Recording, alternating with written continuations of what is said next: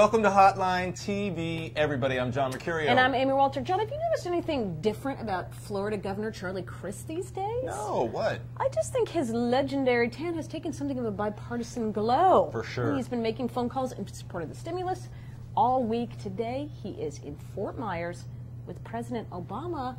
What's up with Charlie Crist? What's he angling for? It's interesting, isn't it? Let's just set aside the whole Obama economic stimulus package. It passed the Senate this afternoon, blah, blah, blah. He was in Florida, very interesting state, a lot of politics going on down there. Charlie Crist, flirting, if you will, with the possible Senate race. He said he won't announce until May after the legislative session in Tallahassee.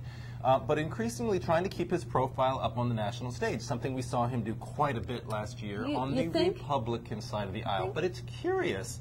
You're right, Amy Walter. You're asking the right questions, Amy Walter, because it is a curious thing that this is a Republican governor who faces a very easy road to re-election as governor in 2010 and a possibly much more complicated road to a Senate nomination if he decides to run for Senate. Appearing with a Democratic governor, despite the fact that he won the state, despite the fact that he's popular, could cause him some problems in a Republican primary. Does this indicate that he's not going to run for the Senate? It would probably, if you were doing this on one of those, you know, barometer things. We need one of those. Christometers. The Christometer would be moving more towards gubernatorial today, I believe.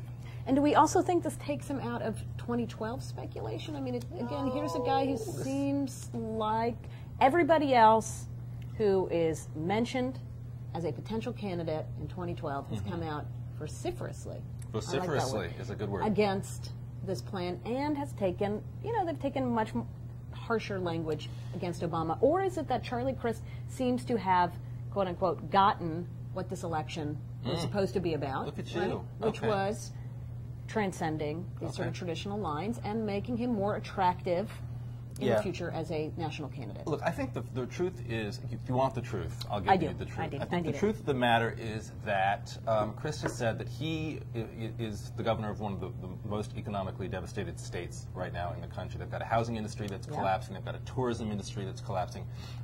And more than anything, I think he wanted action out of Washington. He would have been happy if there was a larger percentage of tax cuts. He agrees with a lot of the conservatives who are criticizing Obama. On the other hand, he wants something to be done. He wants a bill, he wants a stimulus bill to be passed so that his state can start to seek relief. And the problem, though, for him, I think in Republican circles, is that he was actually behind a lot of the state budget increases or the state grants that the House bill had. So that's going to cause him, he's going to be sort of aligned at this point with Nancy Pelosi. Well, I mean, this is the great irony, is all of these Republicans who are coming out against this plan, whether they're governors or whether they're state legislators or county officers, they all want this money, right? They'll happily take it. Even Sanford, Governor Sanford from South Carolina, who has been railing against this, wouldn't say definitively that he would just reject this money and say, oh no, we don't need it. Right. So he could have played it both ways, but he didn't, which is why I think he is as popular as he is in Florida, and why he probably stays. You know, notably, you saw in Indiana yesterday, on Monday, Obama appearing without the Republican governor of that state, former OMB director Mitch Daniels, a very popular governor, just won re-election, didn't choose to join him. Neither did Dick Lugar, the Republican senator. Now let's talk for a minute about the Democrats who appeared with Obama today. Kendrick Meek, the only sort of other, well, there's two major Democratic candidates in that Senate race, Dan Gelber, Kendrick Meek, African-American congressman from the Miami-Dade area. Do you think that his appearance is going to show up in any campaign ads? No, I doubt it. You mean with the primary, with his arm around Obama? I really doubt that.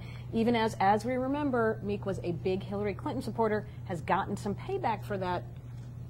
Former President Bill Clinton down raising money for him. So he's trying to now be able to, of course, play both of those off.